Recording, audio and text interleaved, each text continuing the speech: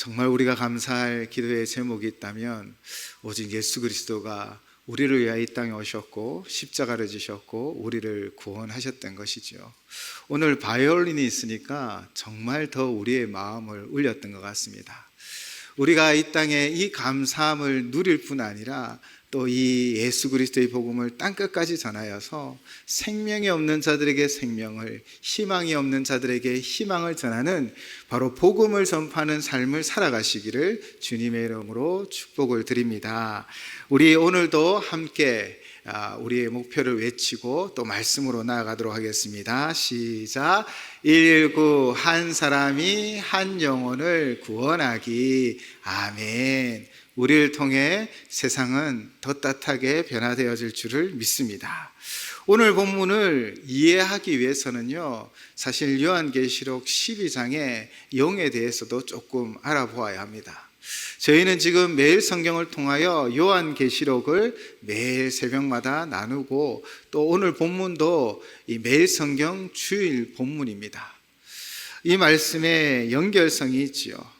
먼저 요한계시록 12장 9절에는요 용에 대하여 언급하고 있습니다. 자, 요한계시록 12장 9절에는요 큰 용이 내쫓기니 옛뱀 곧 마귀라고도 하고 사탄이라고도 하며 온 천하를 깨는 자라. 그가 땅으로 내쫓기니 그의 사자들도 그와 함께 내쫓기니라. 아멘. 여기서 용이 무엇이라고 기록되어 있지요? 바로 사탄을 말합니다. 악의 세력이지요. 그리고 13장에 오늘 본문이 있는 13장에는 총 두 짐승이 기록되어져 있습니다. 1절부터 10절까지는요 바다에서 나타난 짐승이고요, 또 오늘 우리가 읽었던 11절부터 18절까지는 이 땅에서 나타난 짐승입니다. 12장의 용과 또 13장 1절부터 10절에 나타난 이 바다에서 나온 짐승과의 관계에 대해서는요 요한계시록 오늘 본문 있는 13장 4절에 이렇게 기록하고 있습니다. 용이 짐승에게 권세를 주므로 용에게 경배하며 짐승에게 경배하여 이르되 누가 이 짐승과 같으냐, 누가 능히 이와 더불어 싸우려 하더라. 바로 사탄이 권세를 준 적 그리스도, 바로 적 그리스도가 이 1절부터 10절에 등장하는 바다에서 나온 짐승입니다. 자신을 구세주로 선포하며 자신을 섬겨라 라고, 그렇게 자신을 경배하라 라고 말하지요. 먼저 요한복음의 시대적 상황을 조금 살펴보면요, 결국 이 바다에서 나온 한 짐승이 당시 기독교를 박해하던 로마의 황제, 바로 도미티아누스라는 것을 알 수 있습니다. 이 도미티아누스는요 네로 황제와 같은 악함으로 이 성도를 괴롭혔습니다. 바로 황제 숭배 사상을 많이 전파하였죠. 자신의 권세를 유지하고 더 공고히 세우기 위하여 이 황제 숭배 사상을 만들고 종교화하여서 이 모든 로마의 제국의 사람들이 자신을 숭배하게끔 하였습니다. 그러나 이에 반기를 든 사람들이 있죠. 바로 기독인들이었습니다. 그리스도인들이었습니다. 그들은 오직 하나님만을 섬기기로 결심하고 결단하였기에 그의 반기를 들었고 결국 황제는 그들을 핍박하기 시작했습니다. 오늘 본문 저희가 읽었던 13장 4절을 보면 누가 능히 이와 더불어 싸우리요 라고 말하고 있습니다. 황제의 권세를 대항하여 싸울 수 있는 사람이 누구인가 라고 말하고 있는 것입니다. 바로 사단은 이 로마의 황제를 이용하여 그를 적 그리스도화시켜 바로 교회를 핍박하고 성도를 핍박하며 이 황제의 권세로 짓누르게 했다라는 것입니다. 도미티아누스는 자신의 권세를 그렇게 활용하여 박해하며 자신을 신격화하고 있었지요. 그러나 우리가 읽진 않았지만 요한계시록 13장 5절에는 42달이라는 기록이 있습니다. 바로 42달 일할 권세를 주었다라는 것입니다. 여러분, 42달은 새벽에 또 설명을 드렸지만 7년의 반이 42달입니다. 히브리 사람들은 숫자에 의미를 두었습니다. 이후에도 이 숫자를 풀어서 우리가 함께 말씀을 나눌 텐데요. 이 7이라는 숫자는 완전수, 하나님의 수로 불리기도 합니다. 그러니까 7이 완전한 수입니다. 그런데 그의 반이, 즉 7년의 반인 42달 일할 권세를 받았다라는 것은요, 일할 권세가 완전하지 않다라는 의미입니다. 즉 완전하지 않기 때문에 기간이 한정되었다라는 것이지요. 42달이라는 것은 숫자 일수를 말하는 것이 아니라 이 42달이라는 완전하지 않은 한정된 기간임을 말하고 있는 것입니다. 즉 우리가 환난을 받고 박해를 받고 고난을 당하지만 그것은 한정적인 것을 믿으시기 바랍니다. 여러분, 우리의 상황과 환경은 영원하지 않습니다. 영원한 것은 하나밖에 없습니다. 바로 하나님 나라입니다. 우리는 이 땅에서 한정적인 삶을 살아가고 때로는 박해도 당하고 고난도 당하고 어려움도 당하지만 그것이 영원하지 않습니다. 결국 우리의 영생은 바로 저 하늘나라에 있음을 믿습니다. 그러면 이 땅의 고난과 환난이 한정되어져 있음을 믿고 견디고 인내하는 삶을 통해 승리자가 되시기를 주님의 이름으로 축원을 드립니다. 이때 바다에서 나온 한 짐승이 요한계시록 13장 7절에 보시면요, 또 권세를 받아 성도들과 싸워 이기게 되고 각 족속과 백성과 방언과 나라를 다스리는 권세를 받았다라고 말하고 있지요. 정말 이 기간 동안은요, 로마 제국 안에 있는 모든 이들이 황제를 숭배하지 아니하면 고난과 고통 가운데 있었다라는 것입니다. 특별히 반대하는 이 성도들을 향해, 그리스도인들을 향해 그 권세로, 큰 권세로 핍박하고 있었습니다. 그래서 요한계시록 13장 10절은 이렇게 말하고 있습니다. 사로잡힐 자는 사로잡혀 갈 것이요 칼에 죽을 자는 마땅히 칼에 죽을 것이니 성도들의 인내와 믿음이 여기 있느니라. 잡혀가고 옥에 갇히고 칼에 죽임을 당하였지만 그러나 이 큰 박해 앞에 성도들이 어떻게 하였다고요? 믿음과 인내로 이겨내었다라는 것입니다. 도미티아누스의 큰 박해 가운데 감옥에 갇히고 순교를 당하였지만 그들은 끝까지 믿음과 인내로 자신의 신앙들을 지켜나갔습니다. 결국 이 믿음과 인내가 이겨내었기에 복음은 오늘 우리에게까지 전파되어졌습니다. 사랑하는 여러분, 복음은 그냥 전파되어진 것이 아닙니다. 수많은 박해와 어려움이 있었지만 믿음과 인내로 지켜냈던 믿음의 선배들이 이 땅 가운데 복음을 전파했던 것입니다. 우리 연산제일교회도 마찬가지입니다. 70년이 넘는 세월 동안 믿음의 성도들이, 우리 믿음의 선배들이 믿음과 인내로 지켜내었고 이 자리를 지켜왔기에 우리는 지금 이 자리에서 이렇게 예배드릴 수 있는 것이지요. 그러므로 믿음과 인내로 지켜낸 성도들을 기억하여 주시기 바랍니다. 그들의 수고를 기억하시기 바랍니다. 또한 우리가 오늘 믿음과 인내로 지켜나가며 복음을 전하게 되면 또한 우리를 통해 복음은 땅끝까지 증거되어질 줄을 믿습니다. 그런데 이게 끝이 아니었습니다. 11절에 보면 또 다른 짐승이 땅에 올라옵니다. 13장 전반부에 바다에서 나온 짐승은 적 그리스도였습니다. 사탄의 영향력 아래에서 권세를 흐르는 존재요, 당시 상황으로 봤으는 네로와 같은 바로 큰 박해한 도미티아누스 황제입니다. 그리고 11절부터 등장하는 짐승은 적 그리스도를 섬기게 하는 거짓 선지자입니다. 요한계시록을 연구하는 학자들은요, 이 두 짐승과 관련하여서 설명을 하면서 참으로 기독교를 흉내내고 있다라고 말하고 있습니다.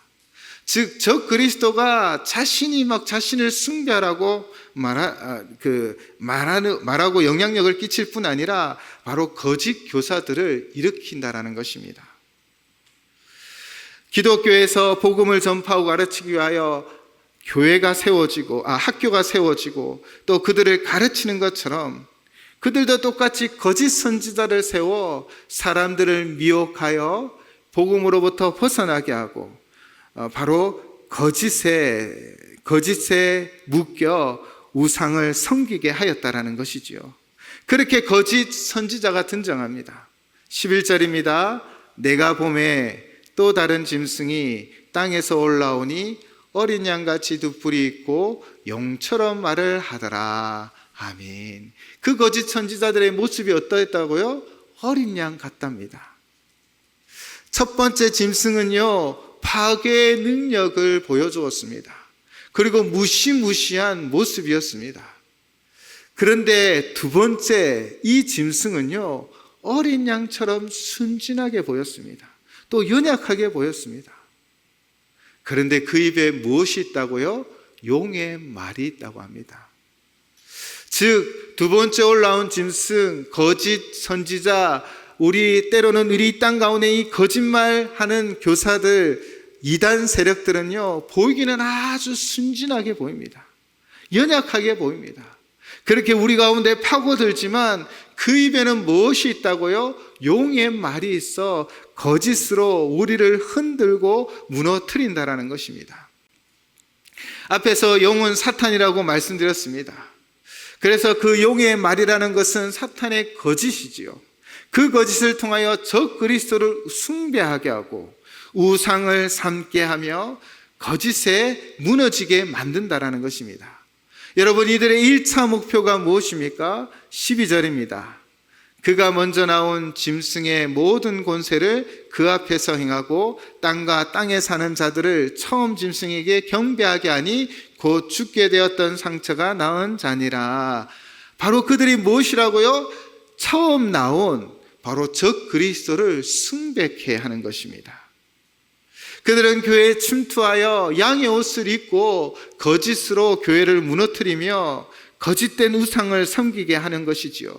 그래서 예수님은 우리에게 경고하셨습니다. 마태복음 7장 15절에서 거짓 선지자들을 삼가라. 양의 옷을 입고 너에게 나아오나 속에는 노락질하는 일이라. 아멘. 그들은요, 양의 옷을 입고 우리와 같이 보이고 더 연약하게 보이고 또 그렇게 순진하게 보이지만 그러나 우리를 속이고 노력질하는 일이었다라는 것입니다. 우리가 너무나 잘 알고 있죠. 이단 세력이 어떻게 활동하고 있습니까? 그들은요, 교회에 침입해서 자신을 드러내지 않습니다. 자신의 명예를 높이지도 않습니다. 그러나 결국 적 그리스도를 경배하도록 우리를 유혹하지요. 신천지가 교회에 들어와 신분을 숨기고 거짓을 퍼뜨리며 교회를 혼란케 하고 이만이라는 사람을 섬겨야 된다라고 우리에게 유혹하고 있는 것입니다.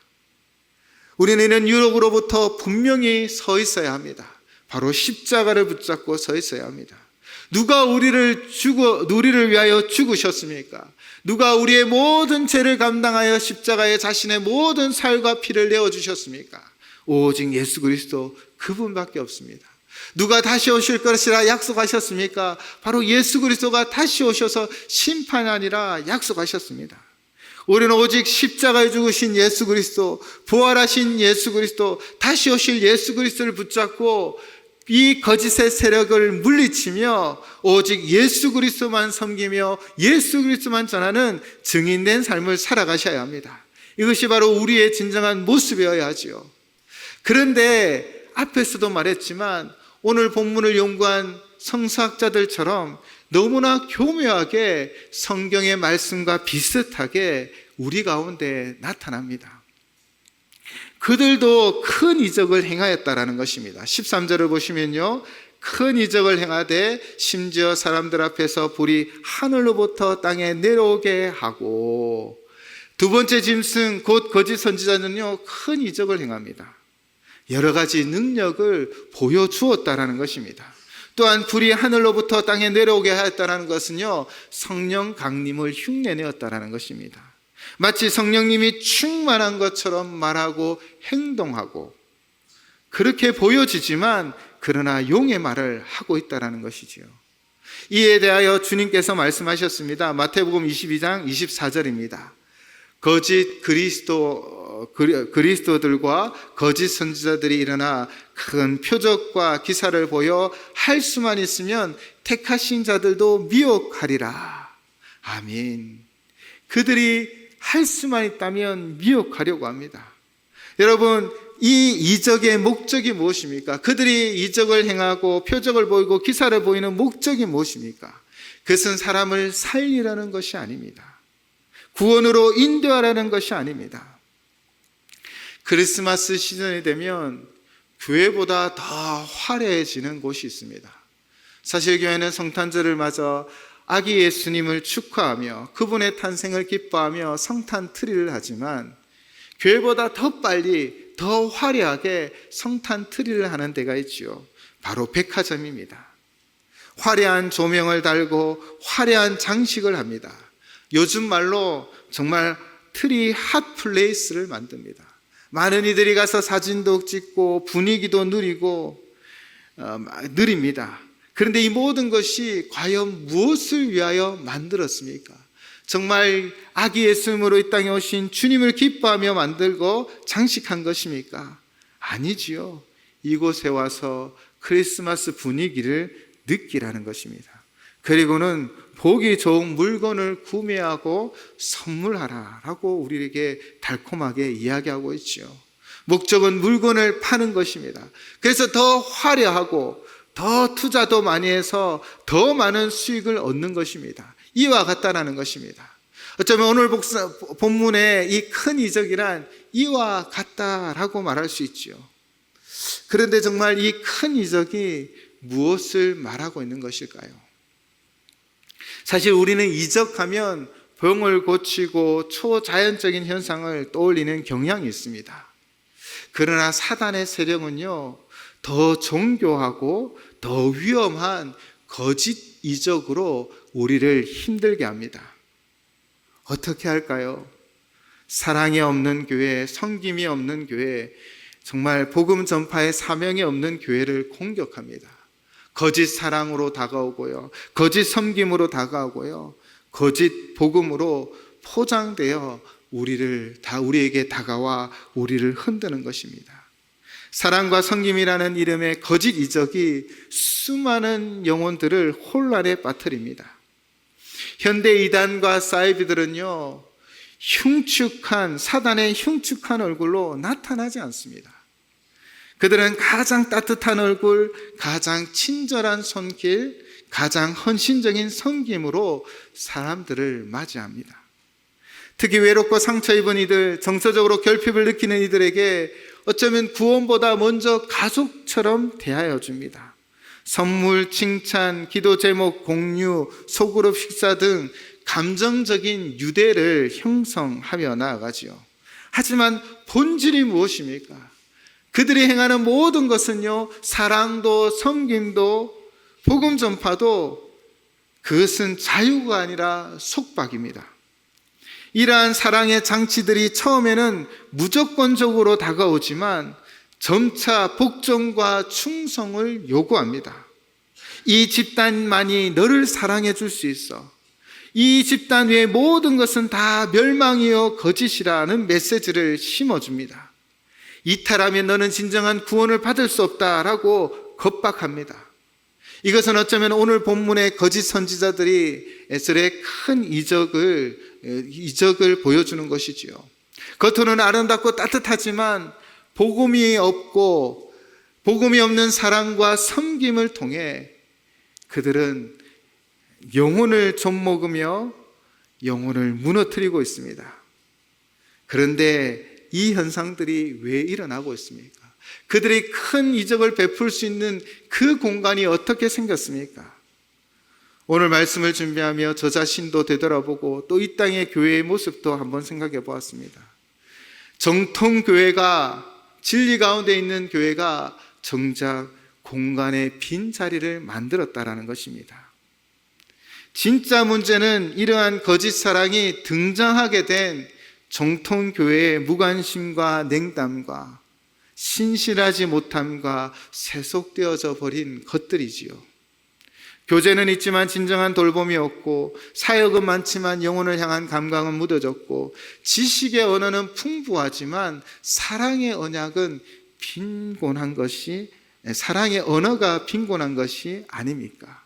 주님처럼 겸손히 섬기는 성기 있는 것이 아니라 내 주장, 내 생각, 내가 섬김을 받고자 하지는 않았습니까?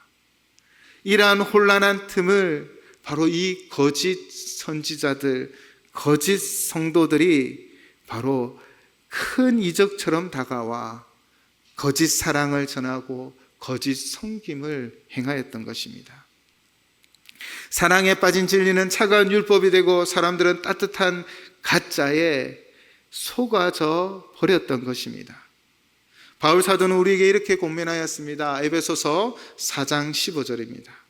오직 사랑 안에서 참된 것을 하여 범사에 그에게까지 자랄지라. 그는 머리니 곧 그리스도라. 아멘. 참된 사랑은 단순한 감정이 아니지요. 진리를 따르고 화평하고 회복하게 하는 것입니다. 예수님은 사마리아 여인을 만나고 그의 영혼을 품에 안으셨지만 또한 그의 남편에 관하여 지적함으로 그의 삶이 헛된 삶임을 깨닫게 하여 복음으로 나오게 하였습니다. 가난한 여인을 정죄하지 않고 다시는 죄를 짓지 말라 그를 회복시켰습니다. 그런데 거짓 선지자들은요, 이 거짓 이적으로 우리를 가두어 버립니다. 그것은 참 사랑이 아니기 때문입니다. 적 그리스도를 위하여 우상을 만들게 하고 경배하게 합니다. 그래야만 참 사랑을 받을 수 있는 것처럼 가르치기 때문입니다. 거짓 선지자는 결국 바다에서 나온 짐승을 경배하게 합니다. 그러나 그 사랑은 점점 사람을 조종하고 복종시키며 거절하며 목숨을 잃게 된다라는 위협에까지 이르게 합니다. 이단들은 우리가 아니면 구원이 없다 말하며 이탈하면 버림받을까 두렵게 만듭니다. 이단 사이비의 사랑은요, 하나님 주신 자유와 은혜를 파괴하는 영적 학대인 것입니다. 그러므로 오늘날 우리는 이 땅 교회는 진리 안에서 사랑을, 섬김을, 봉사를, 복음 전파의 역할을 회복해야 합니다. 따뜻함으로 시작하되 진리로 인도하고요, 위로하되 회개하여 돌이키게 하고요, 품때 복음으로 새롭게 하는 역사를 만들어가야 하는 것입니다. 주님의 사랑이 회복되어지면 정말 주님처럼 섬기며 참 생명이신 주님을 증거하는 그 복음 전파의 사명을 회복하기면 우리 안에 진정한 역사가 일어나게 되어 있을 것입니다. 교회가 진정으로 회복되어지면 진정한 경배를 받으실 분이 누구인지를 발견하고 그분께 경배하게 되죠. 바로 오직 삼위일체 우리 하나님 앞에 경배하게 되어지는 것입니다. 그분이 우리를 영생으로 인도하여 주실 것이며 우리의 유일한 경배의 대상이 되어집니다. 교회는 진정한 경배를 받으실 그분 앞에 나아가 섬겨야 합니다. 그러나 우리 안에 그 힘을 잃어버렸고 동력을 잃어버리며 그 빈 공간에 너무나 많은 거짓들이 차고 넘치고 있는 것이 오늘날 이 땅의 교회의 모습은 아닙니까? 거짓 선지자들은 계속해서 적 그리스도를 섬기게 합니다. 요한계시록이 기록될 당시 황제를 섬기면 유익이 있고 편안한 삶이 있을 것이라 그들은 유혹하였을 것입니다. 그러므로 그때 그 성도들은 바로 두 갈림길에 서 있었습니다. 황제를 우상으로 섬겨야 하는지 아니면 오직 하나님만을 섬겨야 하는지, 이 갈림길에 서 있는 이들을 향하여 요한계시록은 또한 숫자를 통하여 그의 정체를 밝혀가지요. 그런데 그들의 정체를 밝히는 것이 참으로 어렵습니다. 왜냐하면 16절에서 17절을 보면요, 기독교적인 요소를 따라했기 때문입니다. 즉 에베소서 1장 13절에 보시면요, 그 안에서 너희도 진리의 말씀 곧 너희의 구원의 복음을 듣고 그 안에서 또한 믿어 약속의 성령으로 인치심을 받았으니, 그리고 신명기 6장 8절에서는요 너는 또 그것을 내 손에 매며 기호로 삼으며 내 미간에 붙여 표로 삼고, 바로 이 유대인들이 지켜갔던 신앙의 모습들이 이러하였는데요, 바로 이 거짓 선지자들이 이와 유사하게 성도들을 미혹했다라는 것입니다. 보십시오. 16절을 보시면 작은 자나 큰 자나 부자나 가난한 자나 자유인이나 종들이나 다 오른손이나 이마에 표를 받게 했다라는 것입니다. 바로 교회와 유사한 모습으로 그들을 유혹했다라는 것이지요. 그런데 이는 현대도 마찬가지입니다.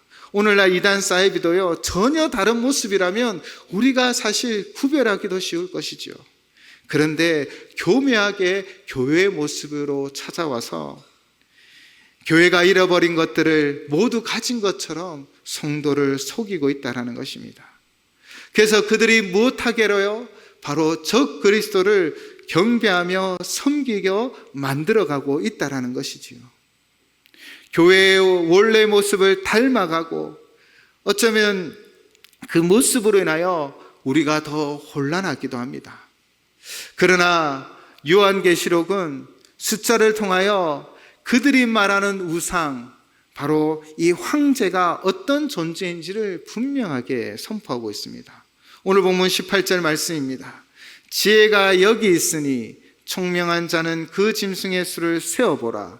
그것은 사람의 수니 그의 수는 666이니라. 아멘. 666, 바로 666을 말하지요. 666에 대한 오해는 지금도 존재하고 있습니다. 사실 제가 청년회 때 들었던 바코드 이야기, 베리침에 대한 이야기가 정말 두렵게 떨렸지요. 그러나 성서학자들이 우리에게 분명하게 얘기하고 있는 것은 이 말씀은 바코드나 베리침을 이야기하는 것이 아닙니다. 이 말씀은요, 이 역사적인 배경과 함께하는 것입니다. 즉 고대 근동에는요 숫자의 의미를 부여했습니다. 앞에서도 제가 말씀드렸던 유대인들은 이 숫자에 의미가 있다라는 것을 믿었습니다. 즉 그래서 7 숫자는 완전수로 하나님 숫자이지요. 그런데 지금 이 황제 적 그리스도, 그들이 숭배하라고 하는 거짓 이 모든 우상의 숫자가 무엇이라고 말하고 있습니까? 바로 666이라고 말하고 있습니다. 7이라는 완전수가 아닌 그 완전수에 이르지 못한 불완전한 수 6인 것입니다. 7은 하나님의 수요, 6은 불완전한 인간의 수입니다. 7에 도달하지 못하는 불완전한 인간이라는 것이지요. 그리고 고대 근동의 숫자를 이용해 이름이나 단어를 표현하는 게마트리아라는 방식이 있었는데요, 이 방식을 통해 유대인들은, 바로 히브리인들은 알았던 것입니다. 바로 로마 황제 네로, 이 네로의 이름을, 네로 가이사르의 이름을 히브리어로 음력하였을 때 그 문자들의 숫자 값을 부여하니 어떤 숫자가 나왔다고요? 바로 666이 나왔다라는 것입니다. 네로 황제는 신이 아니라, 완전한 자가 아니라 한낱 인간에 불과하고 인간에 불과한 연약한 존재임을 선포하고 있다라는 것입니다. 그렇게 요한계시록을 통하여 지금도 득세하며 성도를 핍박하는 이 도미니어스, 바로 이 황제도 완전한 신이 아니라 단순한 인간임을 알아야 한다라고 가르치고 있습니다. 그렇다면 왜 당시 황제 이름을 바로 기록하지 않고 이렇게 숫자로 기록했을까요? 요한계시록에서 짐승의 수 666을 상징적으로 표현한 그 이유 중에 하나는요, 당시 로마 제국, 특별히 황제 숭배 체제 하에서 정치적 감시와 박해가 심했습니다. 그런데 그 황제의 이름을 적으며 이는 단순히 인간이요 신이 아니다라는 글을 쓴다면 어쩌면 이 요한계시록은 우리에게 전달되지 못했을 수도 있을 것 같습니다. 이처럼 요한계시록은 네로 황제와 같은 악한 도미티아누스 황제의 바로 그를 상징적으로 기록함으로 말미암아 이 편지를 받고 있는, 즉 로마의 황제 도미티아누스의 핍박을 받고 있는 성도들이, 그래, 그는 신이 아니라 한낱 인간의 존재일 뿐이야 라는 것을 분명하게 알도록 편지를 보내었던 것입니다. 거짓 선지자들, 거짓 교사들, 거짓말하는 자들은 당시 황제는 죽었다 살아난 것처럼 미화하고, 그는 정말 위대한 인물인 것처럼 미화하여 로마 제국 시민들을 속이고 그들을 우상을 숭배하도록 만들어갔습니다. 그러나 요한계시록을 기록하는 요한은 성령의 그 인도하심을 따라 바로 이 숫자를 통하여 그들이 말하는 황제는 단순한 우상이요 신이 아니라 사람임을 말하고 있는 것이죠. 그러므로 우리가 믿고 따라야 할 분이 누구인가? 바로 우리의 완전하신 하나님, 우리의 경배의 대상이 되시는 그 하나님만을 섬겨야 함을 강력하게 주장하고 있는 것입니다. 바로 이 숫자를 통하여 가르쳐주고 있는 것이지요. 또 우리가 숫자를 통해서 우리에게 해석되어져야 할 내용들이 있습니다.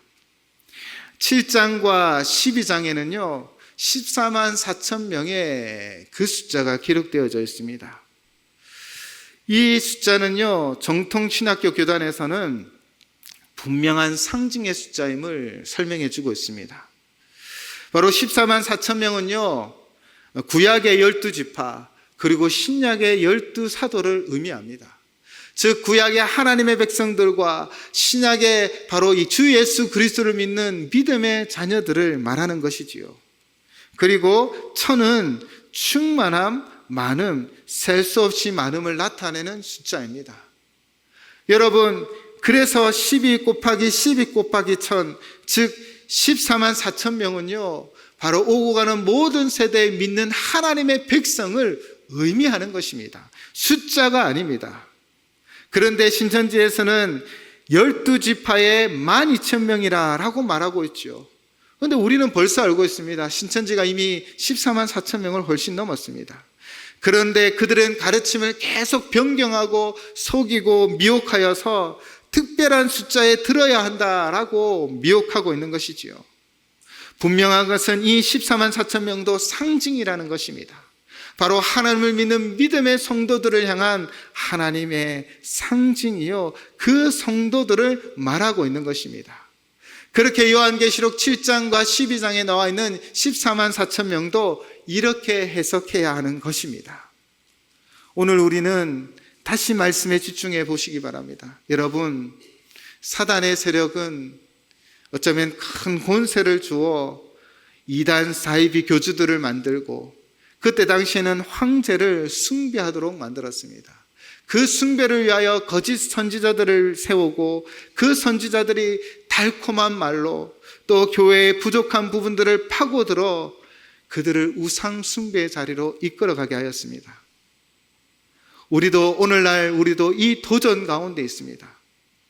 우리가 어떻게 이 큰 이적 가운데 이길 수 있고 이 도전 가운데 승리할 수 있습니까? 바로 우리가 진짜를 회복해야 합니다. 예수님처럼 사랑하고 예수님처럼 섬기고 예수님처럼 살아가며 주 예수 그리스도의 복음을 땅끝까지 증가하는 증인된 교회가 되어야 합니다. 우리가 이 진리를 수호하고 이 진리를 붙잡고 나아갈 때 교회는 반드시 승리하게 되어질 줄을 믿습니다. 때로는 믿음과 인내가 필요한 역경이 우리 가운데 닥칠지라도 우리 믿음의 성도들이 믿음과 인내로 이겨내어 결국 복음이 땅끝까지 증거되어 우리가 복음을 믿고 살아났던 것처럼 우리 또한 우리의 진리를 회복하고 복음을 땅끝까지 증거하여 정말 하나님의 영광이 돌려드리고 우리의 경배를 받으신 하나님께 진정한 찬양과 영광과 존귀를 올려드리는 우리 교회가 되고 우리 모든 성도님들 되시기를 주님의 이름으로 축원을 드립니다. 기도하시겠습니다.